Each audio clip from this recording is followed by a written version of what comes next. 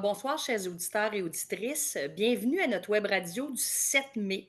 Ce soir, on va couvrir le thème de stationnement en copropriété. On va couvrir aussi les règlements et tout, mais on va vraiment se concentrer à répondre à vos questions et nos professionnels vont se faire un plaisir de vous aiguiller là-dedans. Mon nom est Valérie Couture, présidente de Condo Stratégiste. Je suis l'animatrice des web radios chez Condo Légal. Alors, c'est un plaisir pour moi ce soir de recevoir trois personnes qui sont très impliquées dans la copropriété que je connais bien. Donc, merci à vous trois d'être là. Guillaume Lefrançois de Despatie-Beauchemin, ingénieur en bâtiment associé chez Despatie-Beauchemin. Despatie-Beauchemin qui sont des professionnels en bâtiment, couvrent le secteur, ma foi, tu me corrigeras, Guillaume, mais Québec, Montréal, Trois-Rivières, à l'extérieur. Donc, chers copropriétaires et administrateurs, si vous avez besoin des services professionnels, et on va en parler avec Guillaume tantôt, faites appel à eux. Ils sont très le fun à travailler et c'est une équipe très dynamique. Donc, j'ai fini. Bonsoir, Guillaume. Bonsoir. Merci, belle présentation. Ça fait plaisir d'être Ça veut ici. dire que je vous apprécie beaucoup. Fait que c'est très le fun pour moi de te recevoir ce Ouais, soir, Guillaume. Pour merci. nous accompagner, mon ami Richard Dubé, gestionnaire. Richard a travaillé dans plusieurs firmes de gestion, dans le fond, plus longtemps chez Locandric, on va le dire, avec la belle Hélène, mais par la suite a fait aussi le poste de gestionnaire, a assumé la charge de gestionnaire dans des syndicats de grande ampleur. Donc, il était le gestionnaire du syndicat de la copropriété. Et maintenant, il est directeur exécutif et associé chez Gestion de syndicat MC Finance. Allô, mon beau Richard, merci d'être là ce soir. Merci Valérie. Donc, Richard va nous aider à vous aider à bien organiser vos situations qui sont plus problématiques. On va pouvoir répondre à vos questions comme qu'est-ce qu'on doit faire comme copropriétaire ou comme administrateur dans différentes situations. Et notre dernière invitée dans la liste, Maître Alex Laplante. Maître Laplante travaille chez Dunton Rainville au centre-ville et elle est très active dans la copropriété, donc dans l'industrie de la copropriété. Donc, bonsoir Alex, merci d'être avec nous. Bonsoir, merci de me recevoir. Ça me fait plaisir. Alors, Maître Laplante va pouvoir nous aiguiller sur les cas de plus, d'essayer de bien interpréter votre déclaration, donc de vous référer à la bonne place et va nous donner des petits trucs ce soir. Merci à notre commanditaire de la soirée, Despatie-Beauchemin. Comme je vous ai dit, c'est une firme de consultants, de professionnels qui travaillent dans les bâtiments en copropriété, en grande partie, je crois. Tu pourras me corriger, Guillaume. Et surtout, en plus, ils ont le service d'études de fonds de prévoyance, plan de gestion de l'actif, et ils ont un programme aussi pour les petites copropriétés, Audi. Donc, super service là, avec une plateforme pour pouvoir suivre votre plan de gestion de l'actif. Notre partenaire aussi de la soirée, le RGCQ, et chaque semaine, je reçois des appels parce que les gens me reconnaissent et me retrouvent chez Condo Stratégiste avec différentes questions et souvent, je les réfère de devenir membre du RGCQ. Richard est aussi conseiller infogestion au RGCQ et il aide plusieurs copropriétaires ou administrateurs à répondre à leurs questions. Mais le fait d'être membre pour un prix très peu élevé et d'avoir accès à des formations, des questions aux lignes infogestion, c'est très précieux. Et ce soir, nous, on a toujours le plaisir d'avoir Lanceny qui organise la web radio avec Gabriel pour nous aider. Donc, merci au RGCQ de votre présence. Donc, mes chers amis, nous allons commencer. Et ma première question, c'est pour Maître Laplante, puisque c'est au niveau juridique. Est-ce que, Maître Laplante, vous pourriez nous indiquer les différents types d'affectation des stationnements et c'est quoi la différence entre eux? Oui, certainement.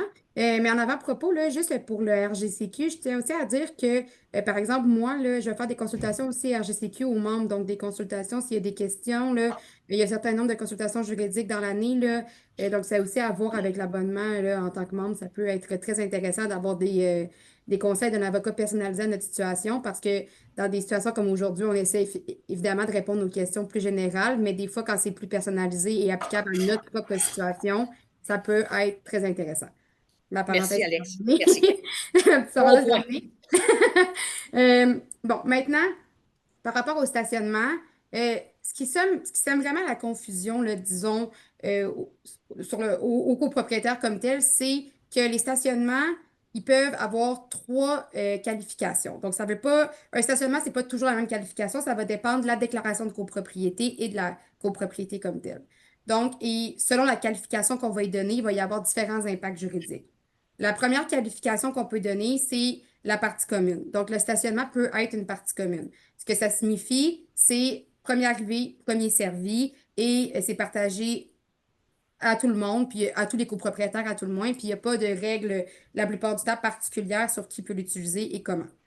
Dans un deuxième cas, il va y avoir les parties communes à usage restreint. Donc, les stationnements peuvent être divisés et qualifiés comme des parties communes à usage restreint. Ce que ça signifie, c'est que l'usage du stationnement comme tel sera souvent associé à un seul copropriétaire. Donc, il va y avoir, le copropriétaire va avoir une unité et avec son unité, il va y avoir l'usage d'une seule case de stationnement ou plusieurs, là, mais d'une précise à tout le moins il va y avoir l'usage. Donc, ce n'est pas une propriété de ce stationnement-là, c'est vraiment un usage, mais ça demeure une partie commune. Donc, ce que ça signifie, c'est que l'appartenance, je ne veux pas, c'est de façon indivise avec tous les autres copropriétaires, malgré qu'il n'y en ait qu'un seul qui en ait l'usage.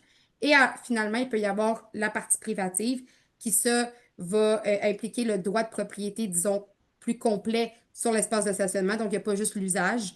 Il va y avoir également la possibilité de l'utiliser vraiment comme une partie privative. Puis, ça va être prévu aussi au niveau de la déclaration de copropriété, il va y avoir les codes parts qui vont y être prévus et les montants que le copropriétaire va falloir qu'il déverse, par exemple, dans les charges communes pour avoir cette unité privative de stationnement-là. Donc, au même titre que si c'était une unité d'habitation, disons-le, dans l'immeuble, là.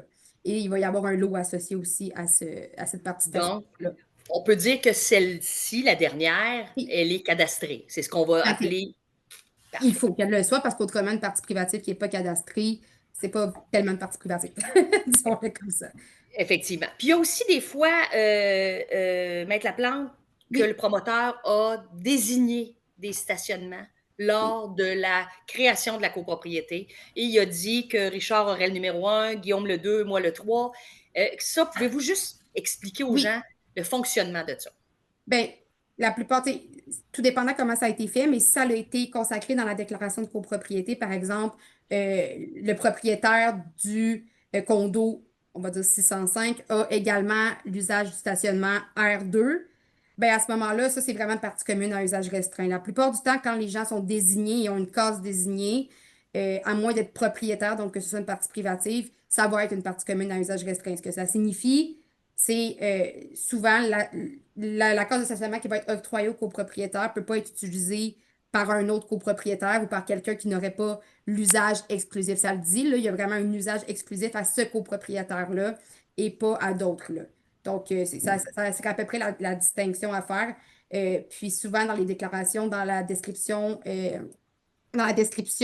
des fractions, il va y avoir, justement, dans l'état descriptif des fractions, il va y avoir une mention à cet effet-là, là, si c'est une partie commune à usage restreint qui va l'utiliser. Mais aussi dans les déclarations, souvent, c'est super bien indiqué, les stationnements. Il va souvent écrire le stationnement, qu'est-ce qu'il est? Est-ce qu'il est une partie commune à usage restreint ou des parties privatives, là. Donc, en soi, il va être écrit là, la plupart du temps. C'est assez clair.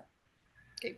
Richard, juste avant que je revienne avec Maître Laplante, est-ce que, avec ton expérience dans la copropriété, est-ce que tu as souvent rencontré des problématiques au niveau de la place de stationnement qui n'était pas cadastrée, justement, ou qui n'était pas bien identifiée? On parle peut-être d'une liste de distribution qui a été faite par le promoteur, qui a été remis, puis on n'est plus capable, des fois, de savoir depuis quand que cette place-là est réservée à Richard Dubé, par exemple. Ouais, c'est sûr que quand ça n'a pas été cadastré, c'est pas au registre foncier, des fois c'est moins précis dans la déclaration de copropriété. Quel appartement a le droit d'usage de quel espace de stationnement. Donc là, si la copropriété a plusieurs années, des dizaines et des dizaines d'années, des fois, les registres n'ont pas toujours été super bien gardés, là, surtout avant l'époque numérique. Donc, des fois, on se fie à des vieilles feuilles, des fichiers Excel ou les oui-dire du conseil d'administration. Mais en temps normal, puisqu'on parle d'espace commun à usage restreint, habituellement, ce qu'on voit, c'est que, bon, tous les appartements ont droit à un seul stationnement ou tous les appartements ont 2 espaces de stationnement. Puis souvent, le restant va être visiteur ou espace commun, vraiment premier arrivé, premier servi, comme Mme Laplante, Maître Laplante a parlé un petit peu plus tôt. C'est sûr, c'est plus difficile de faire appliquer les règlements parfois dans ce cas-là, mais si les Mais registres sont bien établis, des fois, c'est plus facile. Mais sinon, aussi, dans les actes de vente, on le voit de plus en plus, qu'il va y être écrit qu'il y a aussi un droit exclusif qui va être dédié qui va venir, disons, avec la partie commune, lequel sera sur un stationnement. Puis le stationnement comme tel, il reste une partie commune. Donc, la case comme telle, exemple, qu'il y a 6 cases, là, 1, 2, 3, 4, 5, 6, mais c'est possible peut-être que dans la vie de la copropriété, la personne qui a une unité avec une case de stationnement qui lui est associée comme partie commune à usage restreint. Ça se peut que la 6 finalement, un jour devienne la 1 là, avec les règlements qui vont changer. L'important, c'est qu'il y a toujours, finalement, une case de stationnement qui soit comme partie commune à usage restreint, donc à l'usage exclusif de ce copropriétaire-là. Là. Dans le cas, puis ça m'amène une question, mais si vous n'avez pas la réponse, vous me le dites. Mais dans ce genre de situation-là que vous venez de nommer, que Richard a dit, ben, on a peut-être suivi des feuilles, puis à un moment donné, mais là, vous venez de dire, ben, écoutez, si quelqu'un ne se souvient plus trop, l'important, c'est qu'il y ait une case de stationnement. Mais le cas échéant où il y a quelqu'un qui devient à mobilité réduite, ben, est-ce qu'on peut faire des changements comme syndicat avec des cases qui ne sont pas allouées nécessairement? Ça, c'est assez simple. Mhm. Est-ce que le syndicat aurait le pouvoir de forcer un changement parce que je suis en fauteuil roulant tout du jour au lendemain puis j'ai besoin de la place sur le côté? Ben, rapidement, là, si je peux me permettre, c'est sûr que c'est une question assez délicate, puis en matière de Oui. droit de la copropriété, c'est pas quelque chose qui a été nécessairement étudié beaucoup parce qu'on parle d'accommodement raisonnable. Ici, on est dans une question de qu'est-ce qui est un accommodement raisonnable que le syndicat doit octroyer sans nécessairement aller consulter l'Assemblée, disons. À mon sens, la question comme telle n'a pas été tranchée par la jurisprudence. Fait que j'aurais peut-être une certaine. J'aurais peut-être une certaine. Je me Hésitation. retiendrais, moi, excusez, je me retiendrais de commenter vraiment. Mais rapidement, comme ça va dépendre c'est quoi les implications, combien ça coûte, on fait référence à quoi? Est-ce qu'on ampute sur un autre stationnement d'un autre copropriétaire? Est-ce que c'est juste un changement? Tu sais, ça va être quoi, dans le fond, les efforts que le syndicat va avoir à mettre en place pour que ce stationnement-là existe finalement, puis qu'il y ait une modification qui soit faite. Mais rapidement comme ça, là, vu que c'est l'accommodement raisonnable, il y a tellement des implications au niveau des chartes et tout ça. Je pense que ça va être du cas par cas, puis ça serait vraiment un cas à étudier plus en profondeur selon ce qu'il y en est, là. Je sais pas ce Donc, que vous en ça pensez, arrive mais à un syndicat, ça prend un juriste pour les aider à cheminer oui, avec ça. oui, oui, ça c'est Parce c'est que sûr et sinon, certain. sinon Richard et moi, comme gestionnaire et tous nos collègues, on va se faire méchant mal de tête à pouvoir gérer ça. Oui, oui, Et oui. l'autre chose, vous avez raison, c'est une question d'accommodement raisonnable, mais je retiens dans votre parole, c'est que de faire des changements, on doit toujours, comme syndicat, penser à consulter parce que ça va vous coûter moins cher de payer quelques heures en horaire d'avocat que de situations de litige par la suite qui deviennent très coûteux et très dommageables dans une copropriété, peu importe la grandeur. Oui, puis tu sais, c'est toujours mieux d'avoir un avis juridique en main, tu sais, qui a pris quelques heures justement pour que ce soit fait, pour justifier la décision du conseil d'administration qui après être poursuivi en responsabilité pour X ou Y. Au moins, là, on établit les bases, puis on établit clairement que la décision qu'on a prise, ben, c'est suivant un avis professionnel, là, puis c'est pas arbitraire non plus, parce que souvent, on va entendre des situations où on le sait bien, lui, c'est l'ami du conseil, c'est pour ça que tout, ben, au moins, s'il y a il y a un expert, disons, juridique indépendant qui s'est penché sur la question, ben, ça va permettre d'éviter ce type de situation-là. Là. Super, merci beaucoup. Ma prochaine question, Guillaume, euh, on sait qu'il y a des exigences dans les stationnements. Puis quand on parle de ça, tout le monde parle, ben oui, mais nous autres, c'est pas une tour, on n'a pas 6 étages, puis etc. Là, j'exagère un petit peu, à peine. Mais il y a quand même, j'aimerais que tu nous expliques autant les Ouais. mesures à respecter, les Mhm. exigences pour les stationnements étagés, mais autant pour des stationnements extérieurs. Il y a des choses à Ouais. regarder. Donc, je te laisse la parole. Tu sais très bien où Ouais. je m'en vais avec ma question. Oui, c'est bon. Oui, effectivement. En fait, pour ce qui est des stationnements là, multi-étagés, souvent les gens font référence à la loi 122. C'est souvent dans le milieu, c'est comme ça qu'on en parle. Puis si, là, je vais décortiquer justement là, la définition qu'est la loi 122, mais je vais essayer de la mettre plus accessible à tous parce qu'il y a des termes techniques, etc. Donc, si je prends la. Comestible. Oui, je vais le mâcher, je vais le digérer C'est un ça. petit peu. Donc, les stationnements qui sont régis par cette loi-là, c'est les stationnements qui ont au moins une dalle structurale sur lesquelles il y a une surface de roulement sur l'extrados. OK? Donc là, je vais prendre chacun des mots. Bon, Oui. quand on parle d'une quand on parle d'une dalle structurale, ce qu'on parle, c'est une dalle qui ne repose pas sur le sol. Donc, on marche, puis on regarde au plafond, on voit une dalle de béton au-dessus de nous. C'est une dalle structurale parce qu'elle ne repose pas sur le sol, elle est tenue par des colonnes, puis il y a des systèmes de poutres, etc. Donc, ça, c'est une dalle structurale. Quand on parle de l'extrados, puis la surface, en fait, la surface de roulement, c'est des véhicules qui peuvent circuler sur l'extrados, qui est l'extérieur de cette dalle-là. Donc, quand je suis dans un environnement je marche sous une dalle de béton, si en haut de moi, il y a des véhicules qui se promènent, c'est de ces dalles-là qu'on parle qui sont régies par la loi 122. Donc, on va parler des stationnements multi-étagés. Vous avez parlé des stationnements de 6 étages. Donc, chacun des étages du stationnement, ben, quand on passe d'un à l'autre, il y a des véhicules qui marchent au-dessus de notre tête. Mais il y a une situation qui arrive fréquemment, que les gens ne sont pas conscients, qui sont régis par cette loi-là. Puis, on a été appelé souvent par des gens que les inspecteurs de la RBQ étaient venus, ils avaient demandé on veut voir vos rapports d'inspection, puis ils les avaient pas en main. Puis c'était pas de la malfaisance, ils ne savaient pas, parce que c'est quand même une situation qui peut être un peu, Pas un, clair. un peu difficile à comprendre. Donc, votre stationnement peut avoir juste un étage. Donc, vous arrivez dans votre stationnement, il y a juste un étage, mais l'empreinte du stationnement va dépasser de votre bâtiment. Puis, la section du stationnement qui est à l'extérieur du bâtiment, vous allez avoir un stationnement extérieur. Donc, ça rentre dans la définition de je marche, j'ai le plafond, une dalle de béton, puis par-dessus moi, il y a des véhicules qui se promènent. Donc, il faut arrêter de penser qu'il y a juste un étage de stationnement. Ben, ça ne rentre pas dans la loi 122. Donc, ça, c'est pour juste définir quel type de dalles font partie de cette réglementation-là.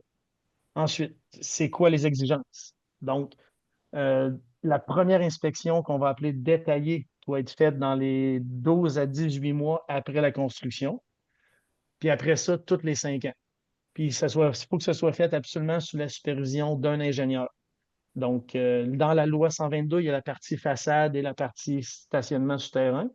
La façade, ça peut être architecte et ingénieur qui doivent signer le rapport. Pour la section stationnement, c'est seulement les ingénieurs qui ont le droit de superviser ce type d'inspection-là. Euh, donc, première inspection détaillée. Là, je parle d'inspection détaillée parce qu'il y a une différence. Là, vous allez voir, je vais continuer à vous en parler. Puis, il y a une section qui est les inspections annuelles. Mais dans le détaillé, qui est l'inspection quinquennale, donc aux 5 ans, c'est à faire aux 5 ans, la première entre 12 et 18 mois. Puis, à la suite de cette inspection-là détaillée, il y a une inspection obligatoire qui est l'annuelle. Par contre, cette inspection-là peut être faite par n'importe qui. Un membre du CA, gestionnaire, ça peut être un ingénieur aussi. On a aussi le droit de faire ça. Mais en gros, cette inspection annuelle-là, sur le site de la RBQ directement, il y a un tableau que vous pouvez utiliser. C'est simplement de vous baser sur l'inspection détaillée qui a été faite par une firme, par un professionnel, puis de venir colliger des photos, puis faire un suivi de tout ce qui a été dit dans le rapport pour s'assurer qu'il n'y ait pas une dégradation rapide d'une condition. Exemple, à un endroit, il y a une fissure, puis on a vu un peu d'infiltration d'eau. Ben, à chaque année, il faut que quelqu'un repasse et aller voir. Il va voir avec le plan. La fissure semble encore correcte. Là, je mets des guillemets. Du moment que vous avez un doute, toujours appeler un professionnel parce que la sécurité des gens peut être en jeu. Prendre un relevé photographique de ce que vous faites. Puis après ça, mettez ça dans votre carnet, puis vous êtes correct. Donc, ça, c'est l'annuel. Puis après ça, il y a celle aux 5 ans. Là, je parlais d'inspection détaillée. C'est quoi une inspection détaillée? La quinquennale, en fait. Donc, là, je vais vous parler de la façon que nous, on le fait, mais c'est pas mal standard là, partout. Puis là, je vais juste faire une petite parenthèse. Dans la loi 122, dans le texte de loi, les techniques et les méthodes utilisées par les inspecteurs, l'ingénieur ou l'architecte, que ce soit en façade ou au niveau du stationnement, ça reste à la discrétion du professionnel. Parce qu'il y a beaucoup de gens qui pensent que, exemple, en façade, tu es obligé de faire des ouvertures exploratoires ou dans les stationnements, obligé de percer la dalle pour faire de l'échantillonnage. Mais c'est pas vrai. Le texte de loi est clair, puis il laisse la responsabilité aux professionnels. Donc, si quelqu'un De vous dit, ah, décider. je suis obligé de faire des ouvertures exploratoires, je suis obligé de faire du carottage, c'est pas vrai. Ça peut être leur façon de faire, puis c'est bien correct, c'est pas un problème. Mais c'est pas vrai que c'est dans la loi.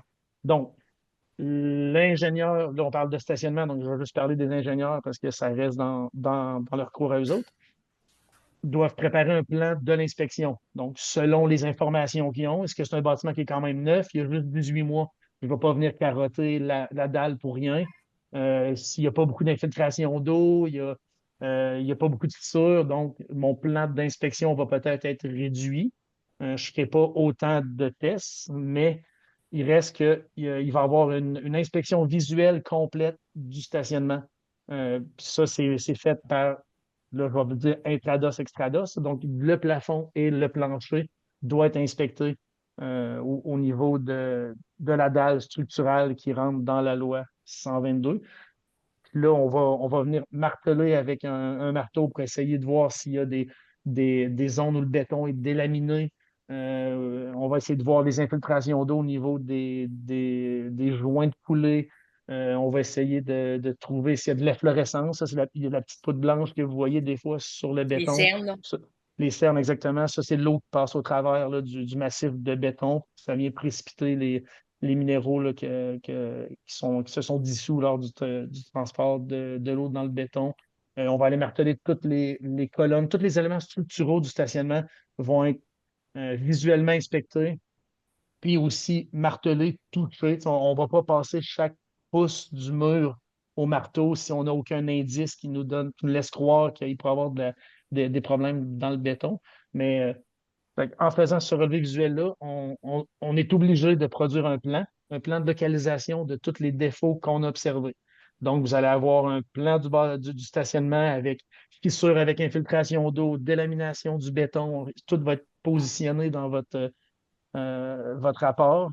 Puis en même temps, dans le rapport, là, faut faire une description des défauts qui ont été observés, puis des recommandations de réparation. Mais là, on s'entend que c'est des recommandations générales après une inspection visuelle de quelques heures à une journée, dépendant de la grosseur du stationnement. Donc, si on ne parle pas d'un plan et devis euh, qui détermine là, tous les types de Non, non. matériaux à utiliser, etc. Là. Certaines recommandations peuvent être aussi faire une expertise supplémentaire. Rendu là, on reste dans le mandat de loi 122. Tu sais, quand on prépare cette soumission-là, c'est les moindres coûts qu'on peut pour en donner le plus qu'on peut au client. Mais il y a toujours une limite à un mandat d'inspection de loi 122. Puis, moi, Guillaume, on oui, a une oui, question de M. Labrie dans le chat, justement. oui. Ce n'est pas la loi 122, mais un article dans le chapitre bâtiment du Code de la sécurité. Oui. Ben, en fait, c'est le règlement vient dans le code du bâtiment, mais la loi, il y a une loi qui a été mise en place, puis après ça, le règlement est venu être régi par le code du bâtiment, effectivement. Mais en fait, c'est le terme que tout le monde utilise. Si tu parles Oui. à quelqu'un du règlement du code du bâtiment sur la sécurité, les gens ne comprendront pas vraiment. Donc, le terme général accepté là, dans la société, si on veut, là. Populaire. Populaire, ouais, c'est ça. C'est ça. C'est la OK, loi merci 122. Guillaume. On va te Yes. revenir parce que Oui, je te le dis tout de suite, je vais te poser des questions un peu sur oui, l'entretien un petit peu plus tard, autant de la OK. dalle de béton que stationnement extérieur, puis tout ça, Mhm. mais je vais te revenir à toi par la suite. OK. Ben là, j'aurais une question pour Richard Dubé. Richard, quand il y a des litiges dans l'utilisation des stationnements, qu'est-ce qu'un copropriétaire peut faire? Oui, oui, oui. Ben, ce qu'on voit souvent, ça va être des résidents, des copropriétaires qui vont soit utiliser une place de stationnement, bon, qui n'ont pas le droit, ou celle de quelqu'un d'autre, ou s'inventer une place de stationnement dans un coin ou dans l'allée principale. Souvent, on voit aussi des gens qui laissent des items dans leur place de stationnement quand ils n'ont pas le droit, des pneus ou autres, soit que ce soit à l'intérieur du garage ou à l'extérieur, ou une voiture qui ne fonctionne pas. Souvent, on voit dans les déclarations que l'entreposage est interdit dans les espaces de stationnement. Donc, par conséquent, un véhicule qui est non fonctionnel est souvent considéré comme remisé, donc entreposé.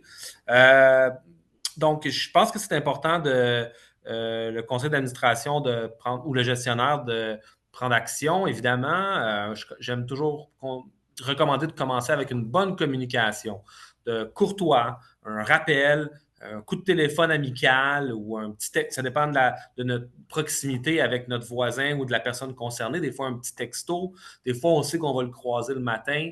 Je recommande toujours de commencer par quelque chose de très, très, très courtois. Peut-être que c'est peut-être pas fait, il n'a pas fait exprès ou c'est très triste. Ah oui, mais c'était juste pour aujourd'hui. Je suis vraiment désolé, je l'ai oublié ou quoi que ce soit. Avant de commencer avec des lettres plus formelles ou passer par un avocat, mise en demeure. C'est sûr que si c'est tout le temps le même, c'est répétitif, on le sait, on l'avertit plein de fois, il recommence, etc. Mais là, oui, on peut passer aux prochaines étapes. C'est sûr, regardez bien votre déclaration de copropriété, bien connaître vos règlements de ce qui est permis de faire, pas permis de faire. Puis ensuite, est-ce que vous avez des clauses pénales dans votre déclaration de copropriété? Mais avant d'aller là, on commence par une bonne communication. Mais sinon, la prochaine étape, ça pourra être peut-être des pénalités. Si ça continue, ben là, oui, ça pourrait être peut-être parler à notre avocat, une petite mise en demeure. J'espère qu'on n'a pas besoin de passer par l'injonction parce qu'il laisse traîner des pneus dans son garage. Mais moi, c'est ce que je recommande. La bonne communication avant de sortir les grands sabots. Absolument. Oui, très bon point. Alex, vous voudriez ajouter quelque chose? Ouais, ben, si je peux Bien juste sûr. si je peux me permettre aussi, là, tu sais, moi, c'est ce que je dis toujours là, quand on me contacte, là, la communication, puis je veux vraiment mettre l'emphase sur la communication, que ce soit entre copropriétaires, mais aussi entre les gestionnaires, les copropriétaires, les syndicats, les copropriétaires, parce que souvent, les gens ne savent pas nécessairement qu'ils font quelque chose de mal, mais aussi, les copropriétaires, des fois, qui vivent des situations qui les dérangent, qui sont des désagréments, peuvent oublier qu'ils sont dans une copropriété. Une copropriété, c'est pas une propriété, il y a une situation de commun, ça le dit copropriété. Donc, il y a quand même une notion de tolérer certains désagréments. Si c'est une fois que ça arrive en 5 minutes, des fois, juste la communication, par ailleurs, le copropriétaire en question pourrait juste s'excuser, le copropriétaire disait qu'il l'a fait, là, finalement, puis on va passer à autre chose, puis tout le monde va être content, puis il n'y aura pas de frustration, il n'y aura pas d'accumulation qui va se faire. Mais c'est important, vu qu'on est en commun, de communiquer, puis de se dire ce qui ne va pas, puis de prendre des actions en amont avant de se ramasser dans des procédures judiciaires ou dans des débats, puis dans des gros litiges, là. Fait que des fois, c'est Absolument. toujours bien important, des gestionnaires, des administrateurs, puis pas vous, mais il y en a certains qui, surtout des administrateurs, qui c'est leurs voisins, ils se sentent mal de leur d'écrire aux voisins, ils ont peur que le voisin soit fâché. Mais mieux vaut le faire maintenant que d'avoir un copropriétaire qui, lui, accumule de la frustration, puis ça prenne des proportions qui sont tout autres, là. Absolument, qui dégénère pour rien. Ouais. Effectivement. Puis, comme Richard l'a dit, un rappel amical, c'est la première intention. Après ça, ben, on peut voir un peu, comme vous l'avez dit, Maître Laplante, voir est-ce que j'avais vraiment pas bien compris. Tu Ouais. sais, vous savez, des fois, il y a différentes situations que le parrain décédé, il a pris la voiture, il faut qu'il la mette là, puis tu sais, il n'a pas trop pensé. Il arrive toutes sortes d'histoires en copropriété. C'est une petite Ouais. communauté, hein? Fait que, Ouais. il arrive, Maître Laplante, au début de la séance, il y a un copropriétaire qui indique chez nous, la déclaration de copropriété indique que le CA est responsable d'assigner les cases de stationnement qui sont des parties communes à usage restreint.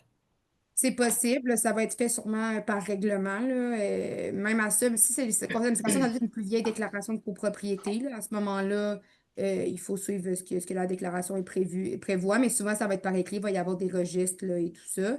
Puis, par ailleurs, je voulais dire aussi, là, je me suis rendu compte que dans mon premier exposé, j'ai peut-être oublié de spécifier quand même une base là, quand même importante. quand je parle de stationnement, là, je parle de l'air au-dessus, le dessus, le veux pas, là, où on se stationne, mais tout ce qui va être en dessous, là, donc la dalle et tout ça, ça va être vraiment toujours une partie commune qui va être partagée à l'ensemble des copropriétaires. Quand je dis que le stationnement est partie privative, c'est vraiment la surface au-dessus. Donc, tout ce qui va être dans l'air, là. C'est important de le dire là, parce que il va y avoir des distinctions qui vont être notamment au niveau de l'entretien, les responsabilités Exact. par rapport à ça. Donc, si j'ai un stationnement, la dalle, là, c'est pas à moi, là. Fait que c'est important de le dire, là. C'est bien dit, la dalle n'est pas à moi, donc je dois lui faire attention. C'est pas chacun a sa partie de la dalle, puis si Non, jamais moi je fais de l'entretien de ma dalle, mais que mon voisin la fait pas, c'est ça met ça. en péril tout le monde, non. Non, Ouais, ça serait comme ça serait un peu le Far West. ouais, c'est ça. Euh, Avant de revenir avec une question sur l'entretien à Guillaume, je vais couvrir une autre question. Nous avons un coproprio qui demande de changer de case car il a peur du chien. Bougez pas, ça l'a bougé. Du chien du copropriétaire qui stationne à côté de lui. Un copropriétaire a été d'accord pour faire ce switch, mais comme le copropriétaire revient encore, il veut une case de l'autre côté. Il me semble que le CA n'a pas l'obligation de négocier pour ce copropriétaire. Est-ce que le CA pourrait lui suggérer de lui-même voir si quelqu'un voudrait changer avec lui? Ben, Alex. c'est gentil de le faire, mais si, tu sais, oui, là, ça pourrait être de la gentillesse, mais de base, c'est pas le stationnement qui lui a été désigné, puis qui fait partie d'une copropriété dans laquelle les chiens sont admis, puis il n'y a pas d'interdiction précise quant aux chiens comme tel, puis il savait très bien, là, veut pas, le syndicat n'est pas un arbitre, n'est pas un juge, il n'a pas à aller outre mesure, là. Lui, il a déjà essayé de l'accommoder, ce qui est très bien, là. Absolument. Euh, il a légal, je suis même pas sûre qu'il aurait été obligé de l'accommoder à ce niveau-là, là. Euh, puis encore une fois, c'est une question de communication que tout le monde se rend compte, là, peut-être pour en discuter. Mais le syndicat comme tel, je crois pas non qu'il a à faire plus que ce qu'il a fait, même que je trouve qu'il en a fait déjà beaucoup. Puis les gens, encore une fois, c'est une idée de communauté. Il faut rappeler aux copropriétaires qui sont dans une communauté, là, les gens, il y a des désagréments, puis peut-être qu'un de ces désagréments-là, ça va être que les copropriétaires aux alentours vont avoir des chiens. Malheureusement, ça fait partie d'une certaine façon du droit de propriété des gens de pouvoir faire ce qu'ils veulent avec leurs biens. Puis ce qu'ils veulent, ben, ils veulent avoir un chien dans leur unité, ils peuvent. La plupart du temps, en tout cas. Donc, il faut faire attention à ça. Il y a des avantages. Des avantages, on les connaît, mais il y a aussi ces côtés-là qu'il faut bien savoir, il faut être informé avant d'aller en copropriété. Donc, je pense que ça fait juste partie de la copropriété d'avoir des situations comme celle-là. Puis c'est pas au syndicat, il n'y a pas d'obligation quelconque, là, à mon avis. Merci, merci Alex. On a une autre question, puis je vais vous garder quand même en même temps. Stationnement, partie commune à usage restreint et accumulation de neige due au déneigement et perte de son espace. Classique qu'on vit dans souvent les syndicats en ville, qui n'ont pas beaucoup d'espace pour déposer la neige. Qu'est-ce qu'on fait, Richard, avec ça? Puis après, notre juriste se prononcera. Est-ce qu'on fait un dédommagement? Est-ce que des fois, le syndicat pourrait prévoir... moi, j'ai un syndicat où est-ce qu'on a prévu avec des copropriétaires de récupérer pendant 3 mois l'espace de stationnement, puis le déneigeur accumule, puis le syndicat dédommage par mois un montant à ces 3 copropriétaires-là. Il y a une moyenne, si possible, si le copropriétaire accepte. Mais si le copropriétaire perd une partie de son stationnement à plusieurs reprises parce que le déneigeur ne fait pas, il dépose la neige, qu'est-ce qu'on fait comme gestionnaire? Non, ben moi, j'adore ton idée. Je l'ai déjà faite, effectivement. À chaque année, on envoyait qui se porte volontaire pour céder son espace de stationnement pour qu'on puisse accumuler la neige à cet endroit-là. Puis on le dédommageait, puis on trouvait tout le temps des volontaires. Mais effectivement, ça se peut que ce ne soit pas le cas. Je pense que parfois, on peut accumuler un peu de neige dans un stationnement sans que le résident perde accès à son stationnement. Donc, ça peut être une possibilité. Sinon, souvent, au centre-ville de Montréal, moi, j'ai pas le choix. On prend des contrats de déneigement où ce que le déneigeur doit quitter avec la neige, ce qui est assez dispendieux, merci. Oui. Merci, oui. Mais quand on est au centre-ville, parfois, on n'a pas le choix. Ben, je suis sûr qu'il y a d'autres copropriétés en dehors du centre-ville qui se retrouvent dans une situation comme ça, là, mais le syndicat ne pourrait pas, le conseil ne pourrait pas dire arbitrairement, bien, il neige, on est au Québec, on a nulle part où le mettre. Donc, désolé, mais toi, tu n'as pas de stationnement l'hiver. On a tiré au hasard, puis c'est toi. Ou tu es sur le coin, on n'a pas le choix que ce soit toi. Tu perds ton stationnement l'hiver. Non, le conseil a quand même une responsabilité de bien entretenir le stationnement extérieur pour que les copropriétaires qui ont un droit de jouissance peuvent y accéder. Mhm. Euh, Merci.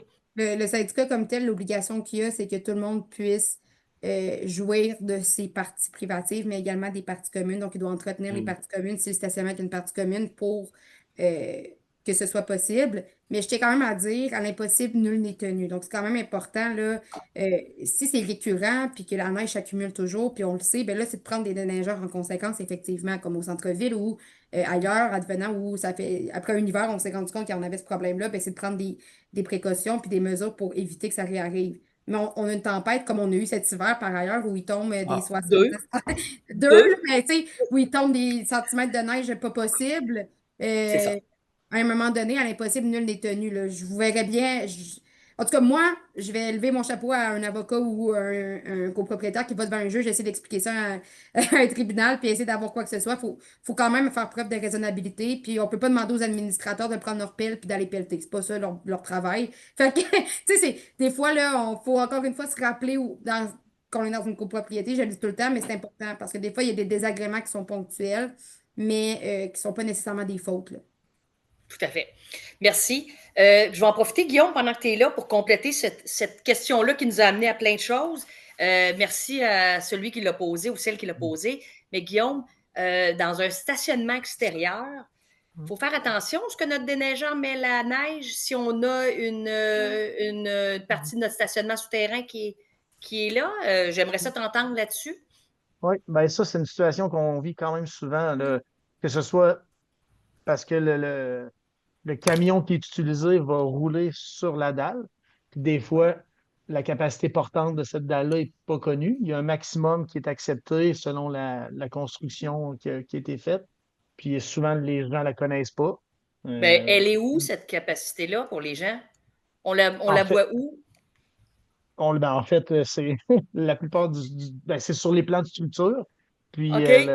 puis ces plans-là, souvent, on n'a pas accès aux plans. Les gens, Ben, c'est un combat avec les entrepreneurs pour essayer d'aller chercher les plans, pour faire appel à la ville. Puis si le bâtiment est un petit peu trop vieux, tu sais, quand on remonte des bâtiments ah de ouais. 15, 20, 25 ans, ça devient presque Tu peux aller à impossible. 10, et même à ça, là, Ouais, ouais. mais on peut demander à des ingénieurs en structure, là, tu sais, ça ne coûte pas si cher pour faire évaluer la capacité portante là, d'une dalle pour ça. Ça se fait bien. OK. Euh, puis, il Puis y là, c'est là qu'il a faut voir, Guillaume, justement, où est-ce qu'on peut aviser notre déneigeur. Là, tu peux en mettre, exactement. mais pas Oui, là. oui, oui, exactement, parce qu'il faut prendre le poids. Ben, c'est ça que l'ingénieur en structure va prendre en considération. Il peut même prendre en considération le poids du gazon qu'il y a autour, parce que la dalle, il peut y avoir une partie que c'est un stationnement. Le reste de la partie extérieure, c'est du gazon. Tout ça est pris en compte là, parce que toutes les charges se dispersent là, au niveau de la dalle de béton. Puis, ça se peut que le déneigeur soit obligé de changer son équipement. Puis Oui, même, les tu sais, tracteurs, c'est nous, présent, là. ouais, ben oui, c'est super là. Ouais. Puis, tu sais, nous autres, on le vit souvent là, en inspection de façade. Il faut venir avec des équipements lourds. Puis, la très grande majorité du temps, je demande, avez-vous votre capacité? C'est quoi le maximum? Puis c'est, oh, aucune idée, on ne sait pas du tout, là.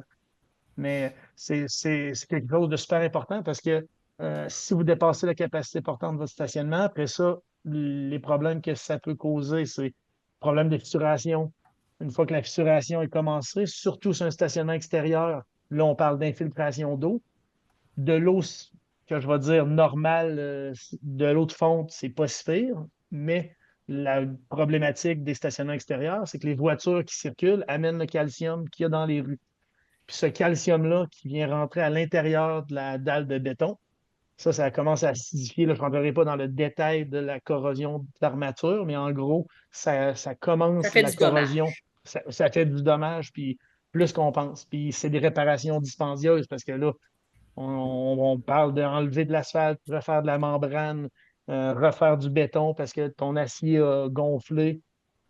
à cause de la rouille, puis là, est-ce que tu as perdu trop de perte de section dans ton acier, là, changer les bords d'armature. Puis là, ça s'en va comme ça, là. Puis c'est un cancer qui rentre dans le stationnement. Puis c'est pour ça que l'entretien de votre avoir, qui est le stationnement souterrain, parce que là, c'est de ça qu'on parle, c'est vraiment important. Puis le mot entretien, souvent, il est vu comme c'est pas nettoyer les poignées de porte puis nettoyer les fenêtres, là, on parle d'un entretien là, technique de votre espace, là.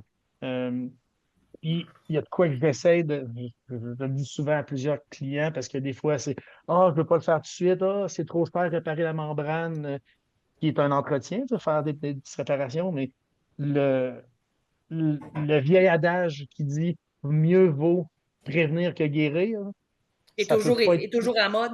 Ah, oui, ouais, puis il n'est pas assez mis de l'avant parce que des petites réparations, mais là, c'est des chiffres, quand je dis petites, pour des gens qui ne sont pas habitués, ça reste quand Oui, même des chiffres qui peuvent important. être assez importants, mais beaucoup moins importants que si on laisse ça aller, que là, il faut refaire une partie de dalle au complet, là. Oui. Donc, Puis là, quand l'entretien, tu parles c'est. de l'éventrer pour aller changer les rods, là, on est Oui, rendu ouais, dans un ouais, autre monde, on est là. rendu loin. Oui, oui, oui. Puis Dans ton plan de gestion de l'actif, c'est pas prévu, ça, non, là. ben non, c'est ça exactement. Ça, c'est pas un entretien.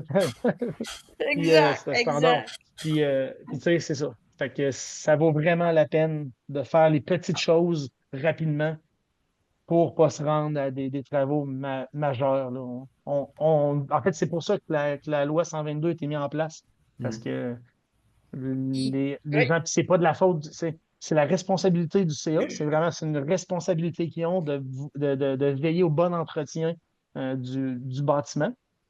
Puis c'est que les gens sont pris à faire ce travail-là, mais ils connaissent pas ça. Fait que s'entourer de professionnels, c'est vraiment important. Pour ça, si on fait sauver, puis ça, je n'en démarre pas, on fait sauver de l'argent aux gens. J'en suis convaincu, puis c'est pour ça qu'on fait cette job-là. Je suis je suis autant convaincu que. convaincue que Ah. toi, puis Richard l'est autant, parce que des fois, les administrateurs peuvent penser que d'engager des professionnels pour te dire comment bien faire les Mm. choses dès le départ, ça coûte moins cher que ce Mhm. qu'on vient de dire, mais on va supposer que les gens vont tranquillement comprendre mieux ça. oui. On a une Mhm. question justement encore pour toi, Guillaume, une question dans le chat. Un de nos abonnés qui est fidèle, M. Desroches. Je n'ai pas compris. Un garage souterrain, ça a des colonnes et une dalle comme plafond, même si l'étage supérieur n'est pas un garage, mais des unités de Mhm. commerce ou de résidentiel par-dessus. Vous Mhm. avez décrit ça comme soumis à la loi 122. Ça, c'est sa question 1. Guillaume, attends. Dans notre cas, il y a des zones où la dalle du plafond, donc sa dalle Mhm. est sous les entrées, c'est-à-dire soumise aux conditions climatiques. Mhm. Est-on soumis aux obligations de la loi 122? C'est Si, peut-être bon, pas clair, là. non, non, je comprends à 100%. Oui, Donc, la question 1, oui, il y a ce que j'ai dit, c'est si quand vous marchez dans votre stationnement souterrain, que vous regardez le plafond, qu'il y a un moment où, au-dessus de vous, il y a une surface de roulement à l'extérieur. Si c'est juste votre bâtiment qui est là, que vous regardez tout ce qui est en haut, au-dessus de vous, c'est le rez-de-chaussée, des appartements, un dépanneur, ça ne rentre pas dans la loi 122. Je pense que ça vaut la peine de quand même une fois le faire inspecter. Moi, oui. il y a beaucoup de clients pour qui on l'a fait. Finalement, on leur a fait sauver de l'argent aussi parce qu'on a vu des choses qui étaient petites, on a pu les faire réparer avant que ça devienne gros. Mais Hey, laisse-moi est-ce que vous. 2 secondes. Oui, Dans le oui, cas de M. Desroches, je connais son oui, syndicat. Et si, par exemple, si je me rappelle bien, exemple que lui, son immeuble donne sur le oui, trottoir de la rue. Donc, il y a du roulement, ce pas des autos, oui, mais il y a oui. des Mais petits justement, camions là, de déneigement, du sel, exactement, blabla. exactement, c'est ça. C'est là que je veux en venir, en fait. Ce qui est vraiment important, en fait, puis la raison pourquoi que ça a été mis comme c'est quand il y a une surface de roulement, c'est l'apport en calcium. Parce que l'apport en calcium, c'est ça qui vient, c'est le Le problème. dommage. Donc, Le le dommage. dommage, il vient de là. Donc, ceux qui ont des stationnements avec des multi-étagers, si vous entendez ce que je viens de vous dire là, pensez à une chose, la seule chose qui vous protège du calcium, c'est votre membrane d'étanchéité qui est sur votre dalle structurale. Donc, on arrive à beaucoup d'endroits que la membrane d'étanchéité est finie. On marche puis elle est soulevée de partout. Ça, c'est comme votre protection contre le cancer. C'est la chose à prendre en considération. OK? Ça, c'était la petite parenthèse. Donc, quand vous avez en tête, bon, la raison pour laquelle la loi a été mise, puis c'est la surface de roulement, c'est à cause de l'apport en calcium. Ben, si mon stationnement ou ma dalle structurale, en fait, sort du bâtiment, qui est à un endroit où est-ce qu'il y a du calcium qui est mis, du déneigement, des chenillettes, etc., les mêmes conditions s'appliquent à cet endroit-là. Donc, Fait que là, c'est. Monsieur Desroches, là, on vous Ouais. a donné toute qu'une réponse pour votre syndicat de copropriété. Puis Guillaume a été clair, là. Il y a Ouais. des chenillettes puis du sel. Si la dalle va en dessous du trottoir de la ville, parce que je m'en souviens pas, là, mais Ouais. c'est ça, Monsieur Desroches.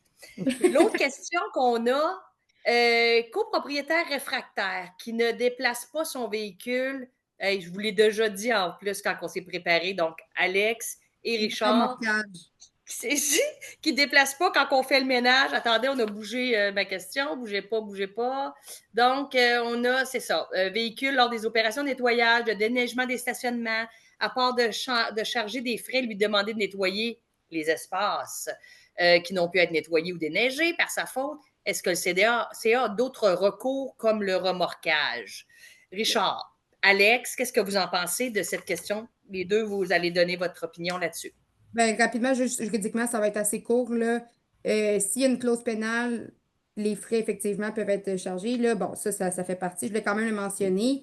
Et bon, à savoir que le CA, sa responsabilité, c'est d'assurer l'entretien là, des parties communes. Donc, ce que ça signifie, c'est qu'il n'y a pas à demander l'approbation de personne, là, des copropriétaires, pour faire des travaux, disons, d'entretien. Bon.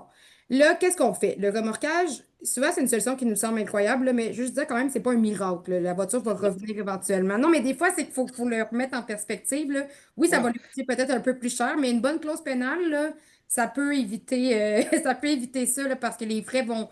Je comprends que l'aspect que c'est plate, là, puis le déplacement, puis le temps qu'il va avoir à gérer la voiture qui va peut être là, mais souvent, une clause pénale, ça peut être tout aussi efficace, là, puis surtout si dans votre déclaration, il y a un article qui prévoit l'imputation des paiements. Donc, ça voudrait dire que s'il ne paie pas la clause pénale, là, les frais, mais qu'on impute les frais de condo, disons, qui ont été payés au paiement en premier des clauses pénales, bien souvent, ça va inciter plus le copropriétaire à les payer et à changer ses habitudes.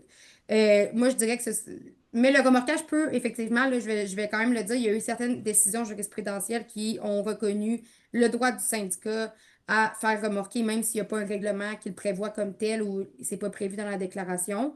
Quoique les copropriétés peuvent, en assemblée, là, adopter juste une clause qui le prévoit qu'un remorquage va être permis. Comme ça, le syndicat veut pas va venir asseoir la raisonnabilité parce que les gens vont le savoir d'avance, donc ils ne pourront pas dire que c'était imprévisible comme conséquence. Mais il y a quand même eu des décisions qui ont octroyé le droit de le remorquer en disant que c'était justifié parce qu'il y avait effectivement une répétition ou une nécessité de faire des entretiens qui puis c'était pas respecté, là. Donc, voilà. Merci. Richard, c'est pas toujours évident d'avoir un remorqueur, qui Ouais, veut, qui est là à bon temps quand ouais. c'est le temps, puis la patente, là, on se connaît l'histoire des remorquages, là. Ouais, ouais, on a déjà parlé ensemble. C'est pas si facile que ça faire remorquer un Non. véhicule. Même si on a un contrat de service avec un remorqueur, ils viendront pas nécessairement rapidement.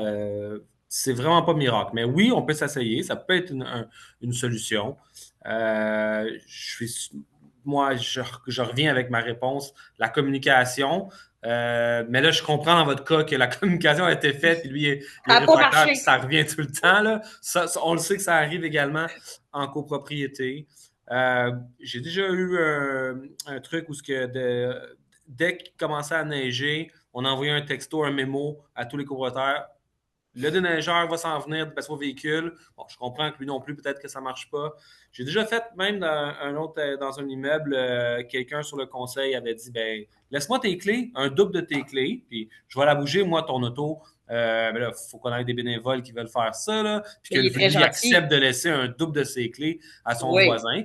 Mais moi, je l'ai déjà vécu, puis ça l'avait genre réglé un peu la problématique, là. Mais il faut être Mais tu sais, imaginatif, là, je pense. Alex, vous l'avez dit tantôt, c'est une copropriété. Puis moi, je Mm. vais rajouter que c'est une communauté. Ouais. Fait que oui, des fois, c'est le fun d'avoir des gens. Moi, je trouve ça tellement. Je suis toujours surpris, de plus en plus surpris qu'il y a encore des gens qui s'offrent pour aller tasser le véhicule de l'autre avec une bonne volonté. Moi, des fois, je suis encore de plus en plus impressionnée parce qu'on est de plus en plus dans un monde moi, je m'aime moi. Mais je trouve ça le fun. Puis oui, des fois, il y a des gens qui peuvent soumettre. Merci Richard, tu arrives avec des bons petits trucs pour aider. Et puis, je pense que les syndicats de copropriété qui ont des problèmes chroniques, je pense que Maître Laplante vous a dit révision de règlement, prévoir des choses qui vous donnent un petit peu plus de mordant si c'est chronique, puis ça va vous aider. Alex, tu voulais rajouter quelque chose? Euh, ben, ce que je voulais dire là, par rapport à ça, je l'ai oublié. Quand ça va me revenir, là, On va j'avais revenir. un rêve, puis ça m'a. Ça va revenir. OK. Il y a quelqu'un, attends un petit peu. Est-ce qu'on peut laisser un casier, entre parenthèses locker, dans un espace de stationnement? Ben là, ça dépend. Là, dans l'espace de stationnement, est-ce que c'est un copropriétaire qui s'est amené un casier dans son espace de C'est ce stationnement? que je comprends. Oui, qui s'est OK. monté un casier. Ouais. Ça dépend des règles. C'est des règlements qui vont être prévus sur l'usage qui doit être fait, mais tu sais, c'est assez rare que des lockers sont permis dans des espaces de stationnement, là. Donc, Exact. si c'est, peu importe que ce soit par ailleurs une partie privative, là, si les règlements s'appliquent à tout le monde, là. Donc il faut regarder aussi si c'est conforme à la destination de l'immeuble. Tu sais, il faut aller plus loin, là. Ça dépend vraiment comment on le qualifie. Si c'est une partie privative, partie commune à usage restreint ou une partie commune. Mais si c'est de rentrer dans les parties communes à usage restreint puis que dans les règlements, c'est interdit, là, ou du moins c'est pas permis, ben non, c'est pas permis tout à fait, là. Il ne peut pas le faire le copropriétaire, il n'a pas le droit. C'est une partie privative. Là, il faudra aller plus loin là, pour voir si c'est conforme avec la destination de l'immeuble. Mais tu sais, rapidement comme ça, je ne verrais pas pourquoi ce serait permis, là. Fait que je vais dire non. Puis, j'ai eu mon idée, là, juste une brève parenthèse. Là. Ça va être un peu, ça va paraître un peu stupide, là, puis même un peu, je dirais, simplet, mais entre copropriétaires, il y a de la pression qui peut. La force du nombre, là, des fois, ça peut aider bien des choses, OK? Sans nécessairement mettre le copropriétaire devant le fait accompli devant les autres pour l'humilier, mais des fois, là, juste d'envoyer un mémo à tous avec la photo de la voiture de la personne en disant cette voiture-là se tasse pas, c'est à qui, faites-le. Ben, les gens vont savoir c'est qui, ils vont se parler, puis des fois, ça devient. La honte fait en sorte que le copropriétaire va se conformer. Fait que je le dis, là, parce que des fois, juste d'adresser, puis la pression des autres, puis le fait de se faire garder croche par ses voisins, là, des fois, ça marche. Super, super.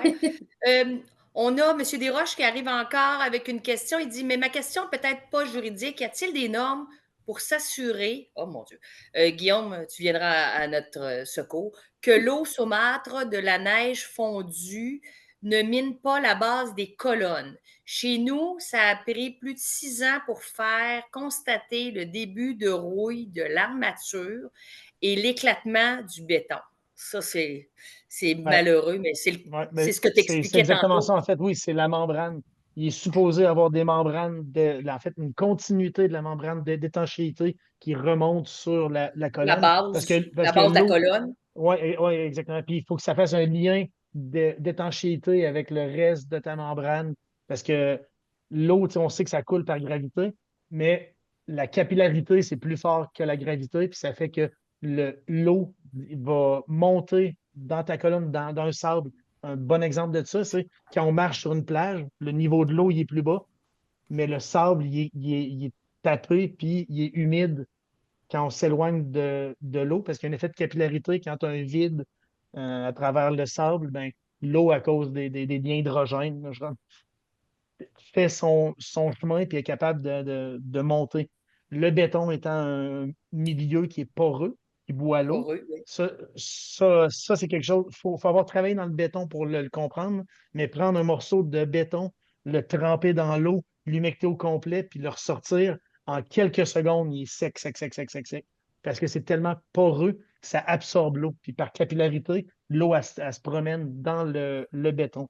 Donc, c'est pour ça qu'il faut que ta membrane, il y ait un lien étanche qui suit au niveau de ta colonne. Sinon, juste l'eau qui stagne autour va être absorbée, puis elle va monter. Puis c'est la même chose pour le bas des murs aussi. Donc, il y a la colonne, mais les bas de mur aussi. Il doit y avoir une continuité de membrane qui remonte là, OK. sur cet Fait, élément-là de béton. fait que là, M. Desroches, ben, il y aura des travaux, son syndicat à prévoir pour. On ne peut pas laisser ça comme ça, des colonnes, c'est pas là pour rien, c'est du soutien. Là, fait que, Exactement. Ben, sinon, c'est les réparer tout le temps. Fait que OK. est-ce qu'on est mieux mettre des membranes ou on est mieux réparer tout le temps? OK. C'est ça. Parfait.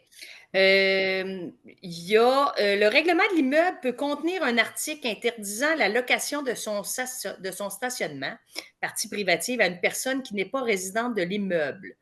Alex, je n'ai pas de plus de détails, là, mais le règlement de l'immeuble peut-il contenir un article interdisant la location de son stationnement, une partie privative, à une personne qui n'est pas résidente de l'immeuble? Ben, si c'est dans un garage souterrain, je ne suis pas Ça va être, l'avocate, là, mais ça va on ne être devrait pas donner l'accès à notre bâtiment à des non-résidents. On Mais ça vient de... dépend. Il faut vraiment que ce soit justifié par la destination de l'immeuble. Parce que si c'est une partie privative, la personne en tant que telle a le droit d'utiliser. Dans le fond, le droit de propriété vient avec l'usage, la jouissance et la possibilité d'aliéner le bien, de le donner, tout ça. Donc, dans la jouissance là, du bien, il y a l'usage, la jouissance et la location. Le propriétaire peut, et c'est un droit fondamental finalement de louer C'est ça. son bien. Comme son unité. Comme Oui, son donc unité. pour le restreindre, il faut absolument que ce soit justifié par la destination de l'immeuble. Et là, c'est de voir la destination de l'immeuble, si elle est résidentielle, disons que c'est dans un immeuble luxueux, avec un accès qui est peut-être qui va être sécurisé, barré, et avec puce et tout ça, là, avec même des plaques en photo. Peut-être que ce serait possible, effectivement. Il faudrait voir, là, c'est des cas d'espèces. Mais d'emblée, il faut faire très attention avant de restreindre le droit de quelqu'un de louer de louer sa partie privative, que ce soit un stationnement ou une unité d'habitation, surtout quand c'est à long terme. Il faut faire attention parce que ça fait vraiment partie de son droit de propriété qui est garanti par la charte, là. Et si son syndicat voudrait faire une modification de règlement, c'est possible, mais il faut que ce soit un règlement préparé par un juriste parce que Oui. c'est un acte réservé aux avocats et aux notaires, corrigez-moi, Maître Laplante, mais de Oui. rédiger des règlements, surtout de bien les rédiger, parce que les gestionnaires, on en a déjà fait, puis on n'est pas les meilleurs. Puis ça, je m'excuse, mais Maître Papineau dirait toujours les gestionnaires, vous n'avez pas le droit de faire des règlements. Mais je pense qu'il a raison. Alors, tant qu'à faire des choses que vous voudriez empêcher dans votre syndicat, faites-le bien faire par Et surtout d'avoir le juriste. les bonnes, les bonnes personnes qui votent, la bonne proportion, pardon, de gens qui vont voter. Donc, des fois, ça peut Absolument. prendre 75%, des fois, ça peut en prendre 90%. Donc, c'est vraiment Bien 50. sûr, si vous faites un règlement et que vous ne votez pas à bonne majorité, ben, C'est vous ça, la venez encore majorité. de vous tirer dans le pied là-dessus. Juste ton information, Guillaume, M. Desroches, son immeuble date de 1984. Fait qu'on parle quand même d'une copropriété qui n'est pas nécessairement récente, là. Est-ce que le plan d'attribution des espaces de stationnement est confidentiel ou non? Monsieur Alain posait ça. Le Ben, plan c'est comme la d'attribution. liste des copropriétaires ou les unités. Moi, je pense que ça va au registre de la copropriété. C'est pas de l'information qui est publique, qu'on partage avec le public, mais ça fait partie du registre de la copropriété. Donc, c'est régi par tout ce qui va avec le registre de copropriété. Donc, les copropriétaires en auraient accès. Selon Moi, moi, Maître Laplante. moi aussi, mais Maître Laplante va nous corriger. Ben, je Mais suis de d'accord savoir avec que Richard a le numéro 1, je pense que c'est pas de l'information personnelle, là. Ben, c'est des renseignements personnels, mais oui, le syndicat peut les détenir, à mon avis, là. Mais moi, ce serait peut-être dans la quantité de l'information, là. Peut-être pas l'adresse courriel, le numéro de téléphone, puis le nom de sa Non? mère, mais Non? peut-être juste, souvent maintenant, là, moi, ce que je recommande avec la nouvelle mouture de la loi sur la protection des renseignements personnels dans le secteur privé, ce que je recommande aux gens, c'est de référer avec le numéro d'unité plutôt qu'avec le nom des personnes, puis tout ça, ça évite de confondre qu'est-ce qui est un renseignement personnel, qu'est-ce qui n'en est pas un, puis est-ce qu'on diffuse des renseignements ou pas.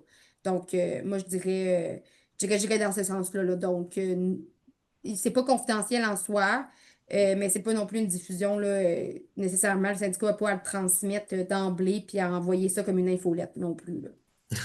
Non? Mais c'est vrai. Bien dit, bien dit. Et sur cette bonne parole, il est 8 heures. On a eu quand même le temps de couvrir la plupart de toutes nos questions dans les questions-réponses. Merci, Gabriel, de nous avoir transféré ça, le tout. Donc, on espère que ça vous a plu. Je vous remercie et je remercie mes invités, Guillaume Lefrançois des Paty-Beauchemin, ingénieur en bâtiment, Richard Dubé, gestionnaire, gestion de syndicat MC Finance, et Maître Alex Laplante dans l'équipe de copropriété d'Hunton-Rainville. Merci à notre commanditaire des Paty-Beauchemin de nous supporter. Puis vous écrivez aussi, vous êtes très actifs dans des fiches sur condo légal. Vous avez aussi, vous êtes très impliqués dans l'industrie. Merci Guillaume, merci à Charles, merci à Jonas, à vous. C'est vraiment une merci. passion de notre côté. Oui, c'est sûr, c'est clair, absolument. Je pense comme nous quatre, on est tous passionnés de notre travail. Merci au RGCQ. Vous pouvez visionner les web radios en rediffusion. Allez-y. On a aussi des liens sur des liens dans le condo légal, spécialement pour le sujet qu'on a eu ce soir. Fait qu'on a une fiche pratique sur le stationnement abusif en copropriété. On a une fiche pratique sur le stationnement en copropriété. On a une fiche pratique pour le stationnement des parties communes, des parties communes à usage restreint et des parties privatives. Donc, chacun a sa fiche pratique. Allez les visiter sur Condo Légal pour bonifier l'information que nous avons transmise ce soir. Donc, merci encore à vous tous. Et notre prochaine web radio, le 21 mai, sera sur la quérulence et les abus de procédure en copropriété divise. Alors, je serai accompagnée de Maître Papineau et Maître Charbonneau de LJT Avocat. Et j'aurai un autre gestionnaire, je crois, qui reste à confirmer de la firme Sentinelle. Donc, vous serez des nôtres avec nous, je l'espère. Je vous souhaite, merci encore à mes invités, Lancini, Gabriel, merci à vous deux. Je vous souhaite une bonne fin de soirée. Merci, bonne soirée.